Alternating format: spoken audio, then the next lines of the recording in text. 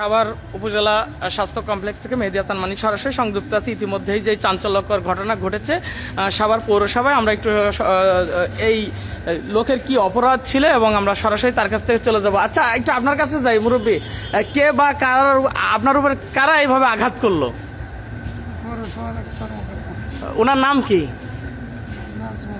হ্যাঁ, নাজমুল। আপনার নাম কি? আচ্ছা, ঘটনাটা কি নিয়ে? আপনি তো একজন সরকারি কর্মকর্তা, কি নিয়ে আপনার এইভাবে আপনার উপর হায়নার মতো হামলা করলো? কি নিয়ে, কি বিষয় নিয়ে লেগেছে? উনিও সরকারি কর্মকর্তা। তা আপনার কি এখন এখন মানে আপনার কেমন লাগছে? কি অবস্থা বলেন তো? ব্যথা করতেছে। আচ্ছা, একটু আপনার কাছ থেকে জানি, আপনার কি হয়? আমার বাবা হয়। আপনার বাবা হয়। কি আসলে কি নিয়ে ওনার উপর এই ধরনের যে আঘাত করলো? ওনার মানে ওনাকে তো মনে হচ্ছিল যে ওনার চোখ টোকে যে ভাবে মানে কথাবার্তা বলেছে তাকে। হ্যাঁ, মানে খুব মানে রাফলি ভাবে কথাবার্তা বলেছে, যেগুলো এলো সহ্য করার মতো না।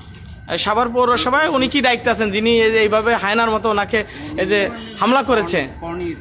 কর নির্ধারক হিসেবে আছেন। ওনার নাম কি? নাজমুল হাসান। নাজমুল হাসান। হ্যাঁ, আমরা সরাসরি সাভার স্বাস্থ্য কমপ্লেক্স থেকে মেহেদী হাসান মানিক আপডেটস নিউজ এবং সরাসরি দেখাচ্ছিলাম যে কি অপরাধ ছিল এই লোকের, যে ওনারা দুইজনই সরকারি কর্মকর্তা, তাই ওনার উপর যেইভাবে এইভাবে হায়নার মতো হামলা করলো আমি সরাসরি দেখালাম।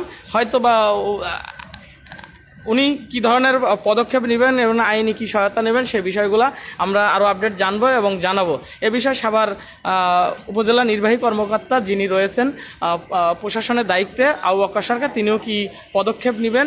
দুজন সরকারি কর্মকর্তা এই ধরনের কর্মকাণ্ডে সাভারবাসী ইতিমধ্যেই কিন্তু তারা বিপাকে পড়েছে। তো এই ছিল সর্বশেষ আমার কাছে সাভার স্বাস্থ্য কমপ্লেক্স থেকে।